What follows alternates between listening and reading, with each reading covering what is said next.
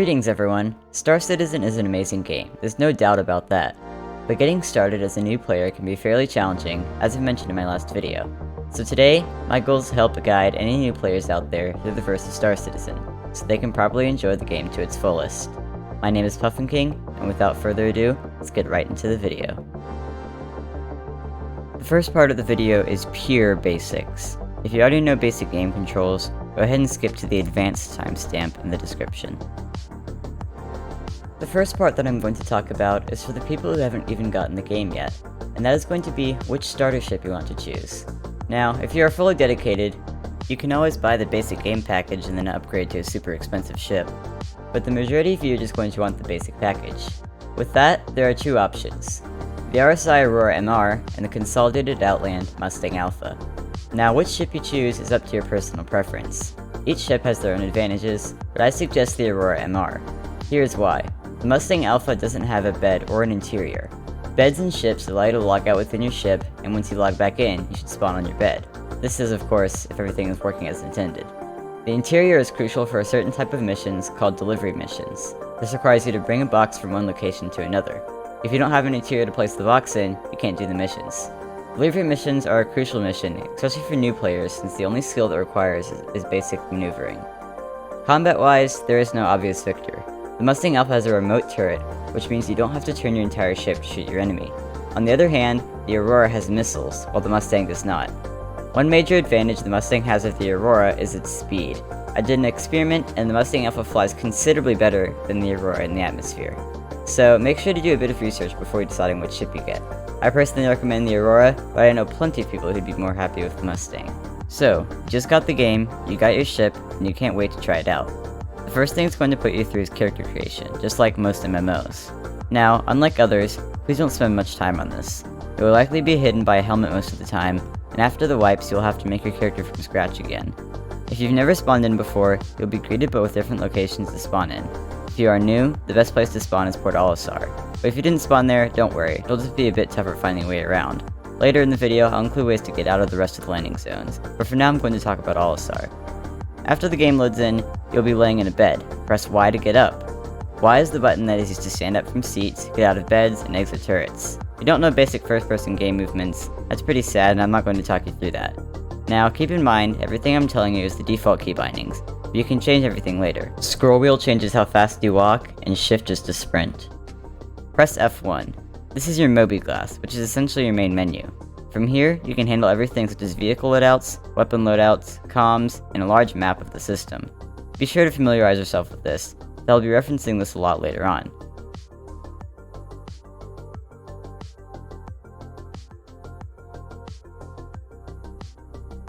One last key you'll need to know for now, and that's the F key. This is your interact key. If you want to interact with something, anything, you need to hold F to interact. If you look at the door, interact with the open sign. Now you're free to step out.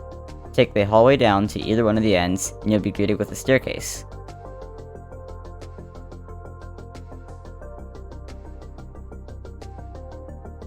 Head down the staircase and find the bulkhead that leads to the main lobby. This is the place that you can spawn your ships at.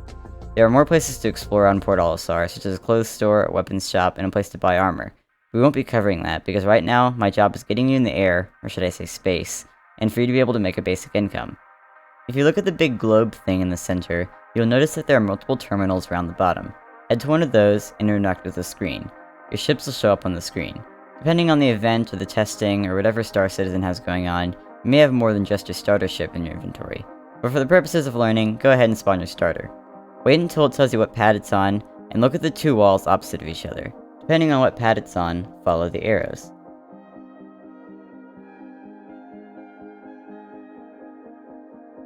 At some point, you arrive at an airlock. By default, you have a helmet equipped, but if you messed around with anything, you need to make sure you equip your helmet before exiting the interior, unless you want to suffocate to death.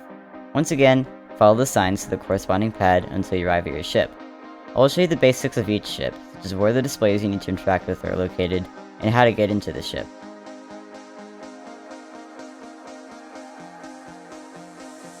We'll start with the Aurora MR. Actually, this is the Aurora ES, but in terms of looks, they are practically identical.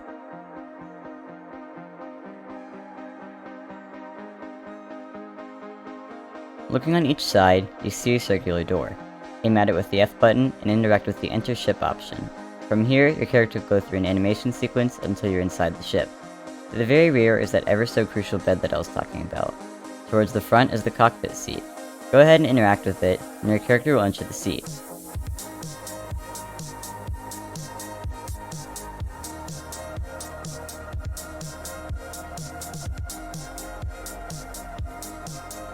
While holding the interact key, aim to the left. When aiming in the right spot, you should see two options. Click Flight Ready. This will both power on your ship and power on your engines. Your ship is now ready for takeoff. Before you do anything, let me show you the basic controls. Space is to ascend, and left control is to descend. Your ship points in the direction based upon your mouse, so this controls pitch and yaw. W and S are accelerate and deaccelerate respectively, and last but not least, A and D are strafing left and right.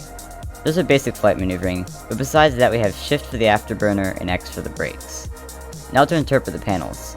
Most panels on ships can be selected to display different information, but I'll show you what the default panels display. On the very far left side, we have comms. This is a quick way to start a call with any people you have on your friends list. The inner left display both shows damage status and power distribution between weapons, shields, and engines. By default, it shows in the middle, which means power is equally shared between the systems. But depending on the scenario, it might be necessary to prioritize power in other systems. On the inner left panel, you can see the status of your shields and the status of your target.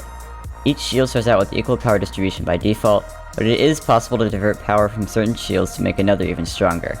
This isn't advised unless you have a decent amount of skill in combat, so I won't really be covering this.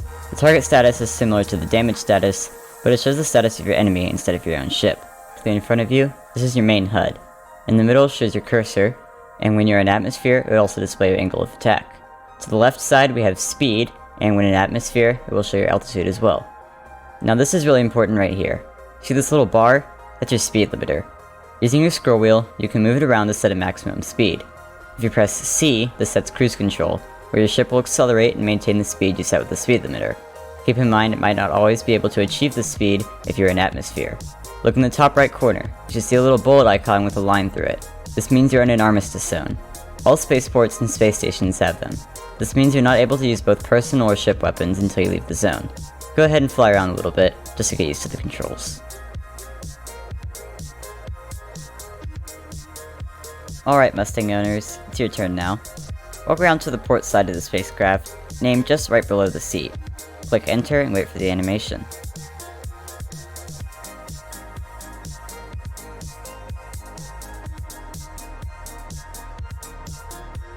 The flight ready button here is super obvious, it's literally a flashing red button. The controls are exactly the same as the Aurora, and the displays serve the same functionality. More about taking off and landing. Skip the first step if you're taking off from a space station, but taking off from a spaceport, your ship will spawn in a hangar. Once you get inside your ship, you need to open the hangar doors to get out. But how do you do this? Here's the first time we'll be referencing the Moby Glass. Go ahead and open your comms, and select Friends in the top left corner. You should see a tab that has the name of the spaceport you are in. Click the button on the bottom right corner of that tab, and a little Wi-Fi icon should show up. Go ahead and press F1 again and close the Moby Glass. In a few seconds, you should hear, "You are clear for launch." Unless you're departing from Levski, that guy's on drugs, I swear. Hangars open, and the flight path clear. Go ahead and launch. Give it a couple seconds before you take off, because he says clear for launch just as the hangar doors start to open. Landing is the same for spaceports and space stations. For stations, you can usually request to land the mini anti-armistice, but with some larger cities that have spaceports, you'll need to fly closer to the actual spaceport in order to do so. Requesting to land is exactly the same as requesting to take off. This time, look around for a little blue wrench icon. This is the pad you were assigned. You can toggle your landing gear by pressing N. Make sure it's down before you land. Once you land, you'll be able to use the services. Open up your Moby Glass again, and click the wrench icon similar to the one that shows your assigned pad. Here you can refuel, repair, and rearm.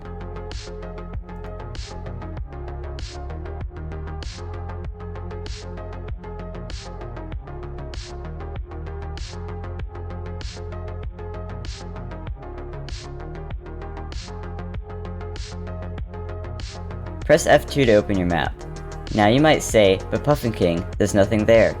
Here's where you have a chance for you to prove your pro gamer skills. take your mouse and just spam scroll out on the scroll wheel until you see the entire system. Everything seems pretty far apart, right? Well, we have a system called quantum travel that lets you travel, at a minimum, roughly 328.25 million kilometers per hour. Quantum traveling is pretty simple. Double-click on Crusader and click on Yila. Go ahead and press set route and exit out. Look around until you see the little icon. Aim your cursor up with it and press B. This will begin spooling and calibration for quantum drive. Once it's both spooled and calibrated, press and hold B again until it says quantum drive is now on, or quantum travel initiated. Now just sit back and wait until it reaches your destination.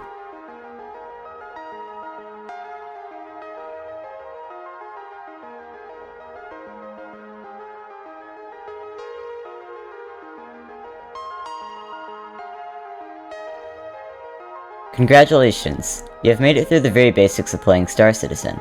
This includes basic menu interaction, flight maneuvering, taking off and landing, and quantum travel. Now time for a few more advanced topics. One very important thing I want to cover is money making. Without money in Star Citizen, you have no way of doing anything. As I mentioned in my previous video, there are many ways to make money in Star Citizen, all based on the type of missions you enjoy. The best and easiest way to start making money is delivery missions. Like I mentioned, you don't need special skill or a highly specialized ship for this type of mission. All you need is a ship with some sort of interior to walk around in, and to know how to fly your ship. Delivery missions require you to pick up a box from one of these Kovalex shipping machines you find everywhere, then deliver it to another one. Some missions may require you to place the box directly on a shelf if you're doing deliveries to aid shelters. Delivery missions aren't the fastest way to earn money, but you have to start somewhere, and it also makes you explore the universe more, so you can familiarize yourself with the map. One tip that I can give you is to be more efficient in delivering is a method called stacking. Try to accept multiple long-range missions that deliver to the same general area. This way you are using your time to the fullest.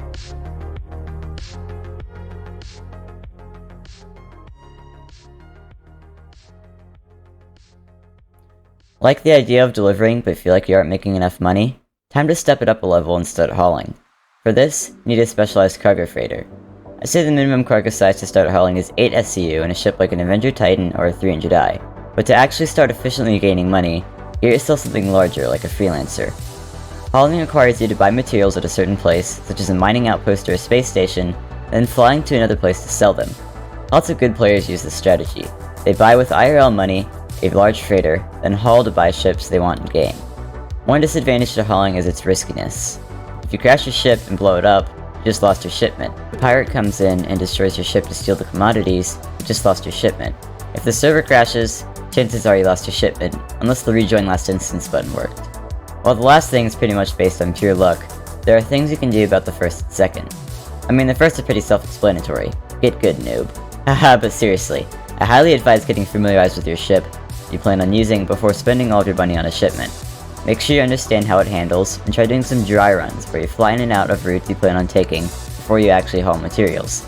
You can then familiarize yourself with the area, and you will feel a lot better when doing the actual run. Now about the pirates. If you're using a smaller freighter like a Freelancer or a Cutlass Black, the pilot-controlled weapons are pretty nice and feel free to rip the pirates to shreds. But larger freighters like the Carrack or the Caterpillar usually don't have pilot-controlled weapons, and even if they did, the ship would turn too sluggishly to actually be able to land your shots. This is why larger ships are outfitted with turrets. Accordingly, with larger ships, you also need a larger crew to run it. So make sure to grab some of your friends to tag along as well as to man the turrets. Protecting a freighter also requires experience. You need to familiarize yourself with the layout of your turrets, and perhaps by placing an escort fighter in any blind spots it has.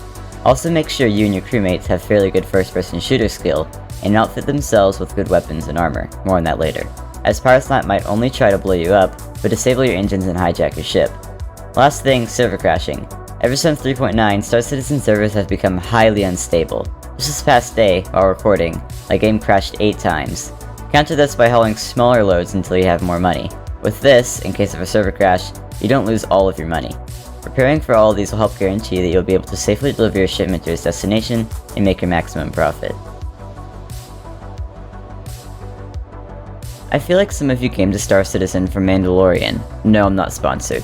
And you're excited about living the life of a solo bounty hunter, living by your own laws hunting down dangerous targets. Well, you're in luck. With the right skill, bounty hunting in Star Citizen can be both profitable and fun. Before you begin bounty hunting, you need to complete a mission that authorizes you to accept bounty hunting contracts. This just requires you to take down a super easy single-seat NPC fighter, like a Mustang Delta. Once you complete this mission, you'll be able to accept bounty hunting contracts on real players. Players obtain a bounty on their head by committing crimes such as homicide, trespassing, or destruction of property, but haven't yet died to be sent to prison. More on this later.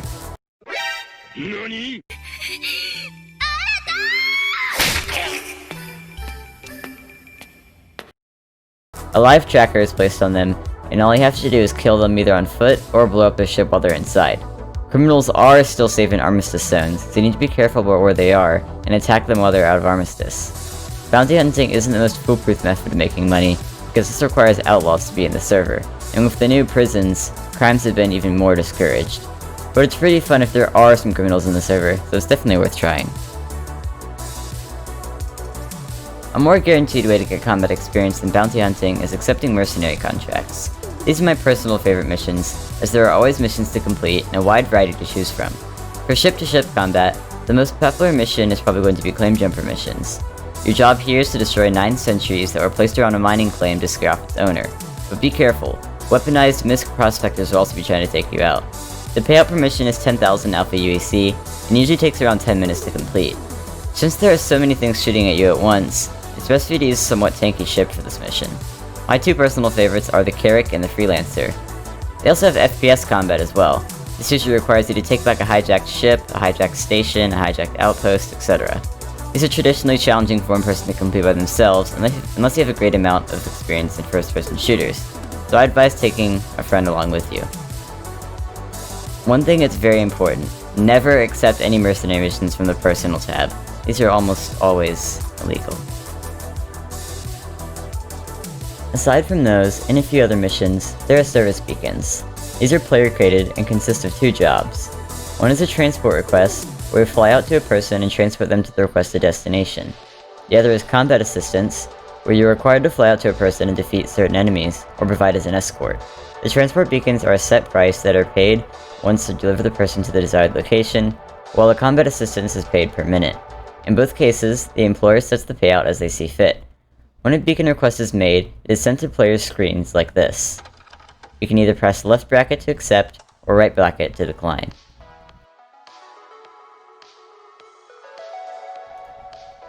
Did you try doing an FPS mission with the Arclight pistol and default Odyssey spacesuit? Don't worry, we all have. But now it's time for an upgrade.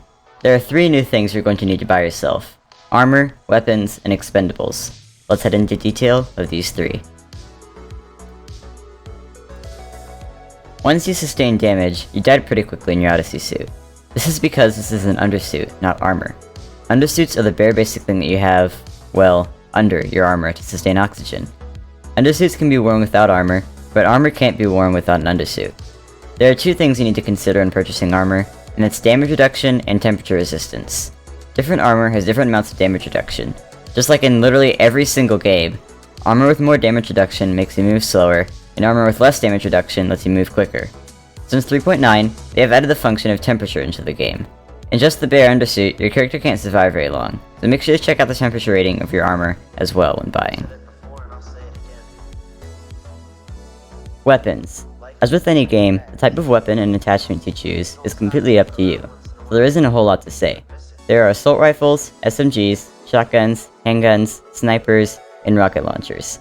Now, I don't know anything about you besides you're watching this video, you drink water, and you once thought that the most well-known lyrics from a song is its name. Your loadout will differ heavily based on your playstyle. You have 3 weapon slots, 2 primaries and a sidearm. My personal loadout is a P4AR ballistic assault rifle with a 1x holographic sight and a suppressor, a P6LR ballistic sniper rifle with a 16x scope, and a salvo frag pistol as my sidearm. You also need to carry weapon clips. The default suit has room for 2, but the armor I use, the ADP armor, has room for 8. It's best to divide up the clip space between your weapons as you see fit. I use 6 slots for my AR since it's full auto and it's a weapon I'll be using most often. The rest of the 2 goes to my sniper rifle. I don't use any spare clips for my pistol, but I keep them on me. The difference? You can hold as many clips as you wish in your inventory, but you can only equip a certain amount. So if one runs dry, head to your inventory and swap it out for another. If I find a need to use my pistol, I just swap it out for another one of the clips I use for a pistol mag. As far as obtaining them, don't worry. You can buy them just about anywhere, and they traditionally aren't that expensive. There's another thing worth noting, and that's whether or not you lose your weapon when you die. The answer depends on the situation. If you are currently fighting and you have your weapon out when you die, then you lose the current weapon you're holding, but keep any other weapons holstered, as well as any magazines. If you get randomly jumped or blown up in your ship, you won't lose your weapons.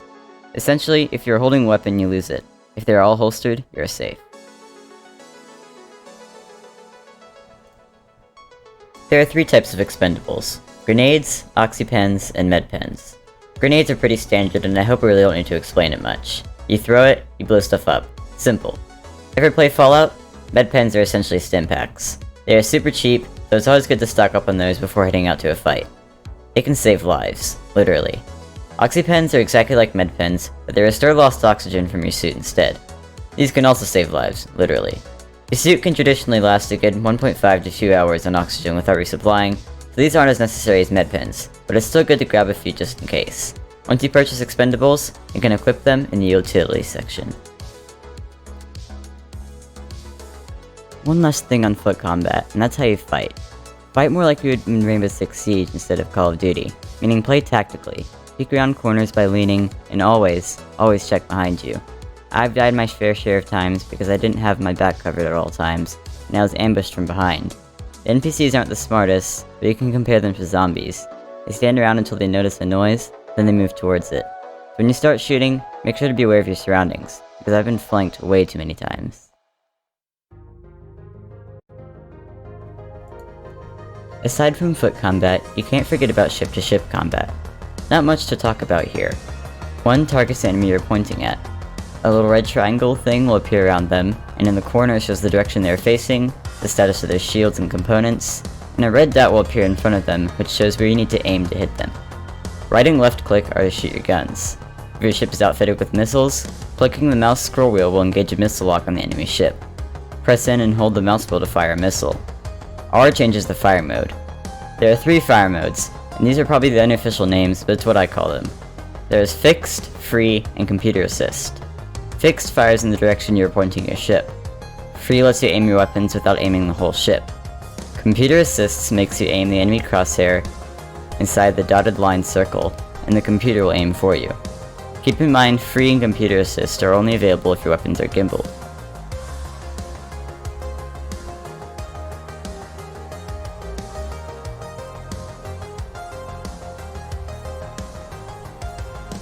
Respawning. Oh look, I put this after the combat section. Totally didn't do that on purpose. There isn't much to respawning, but there are a couple things I feel like I need to cover. You respawn at the last space station / spaceport you landed at, unless you have an ICU set. ICU stands for Intensive Care Unit, which is a bed that you can set your respawn at in the event you die. You can't find these beds everywhere though, only on support ships like the Cutlass Red, or on larger ships, like the Carrack or the 890 Jump.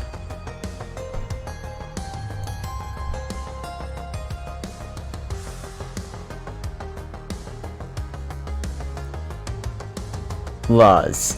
There's one exception where you wouldn't respawn in a spaceport in ICU, and that's if you earned yourself a crime stat. By breaking minor laws, such as parking violations, you're issued a fine that you must pay at a fines and citation center found in every spaceport / space station. By breaking major laws, you earn a bounty on your head. If you are to die while you have a bounty, you are sent to prison. Depending on your crimes, you must serve your sentence. This is usually around a couple of hours. Now, the sentence time does not need to be in-game, so you can log out and log back in once your sentence is over, and you'll be released. If you don't feel like waiting, grab yourself a multi-tool and head into the work mines. You can shorten your sentence by finding valuable minerals, but it's not really worth the effort, so just log out and wait the time. But if you don't feel like waiting, there is a way to break out. I have no idea whatsoever how to. There are a few tutorials online that could probably help you out. If you break out, you will still have your crime stat and all of your items won't be returned.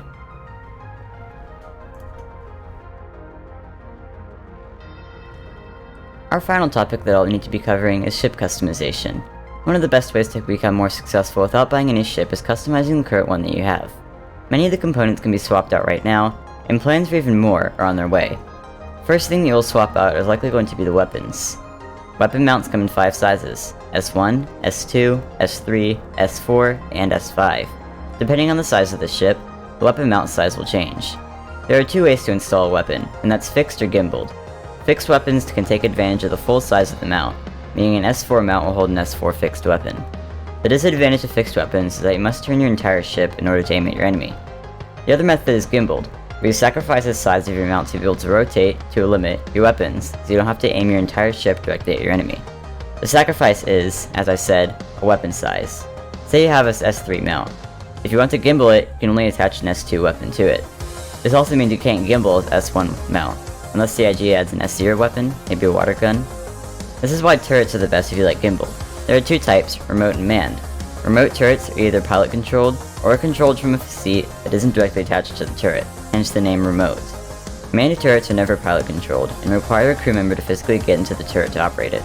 The best thing about turrets is there is no size downsides for them being gimbaled.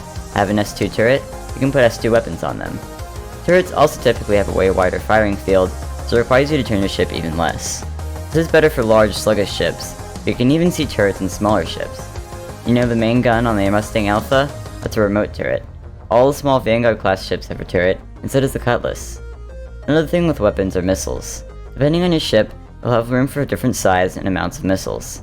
There are 3 sizes of missiles, S1, S2, and S3. Larger sized missiles of course do more damage. Next thing you might consider upgrading is the quantum drive. In doing so, your ship will travel faster during quantum travel. This is really important as some big expensive ships are fairly slow. The Carrack, for example, is a ship that costs over $300, but its stock quantum drive is as fast as the starter ships. Quantum traveling can take quite a long time. I'm talking around 10 minutes to cross the map, so definitely look into this. Perhaps you like playing the tank role, or your current shields just suck. Upgrade your shield generator, this will allow you to sustain more hits before your ship blows up.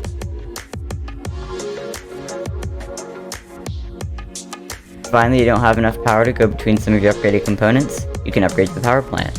Are your weapons and thrusters overheating too much? Sounds like you need a cooler upgrade. Ships are highly customizable, so before you get a new ship, make sure you upgrade your current one to its best loadout as possible, because that will satisfy your cravings even just for a little bit longer. Alright, those of you with poor navigation skills, it's your turn to shine. The following is a montage of how to get through all the space stations. Enjoy.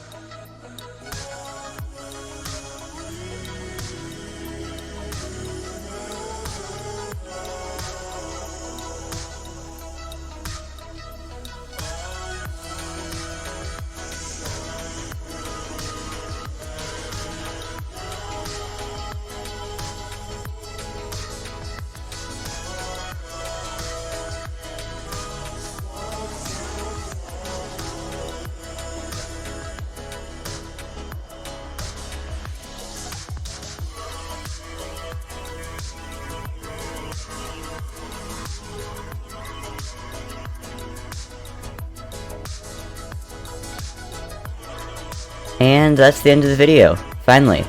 I'm 100% sure I missed something, so if you have any questions, make sure to post them in the comments section, and I'll be happy to help you to the best of my ability.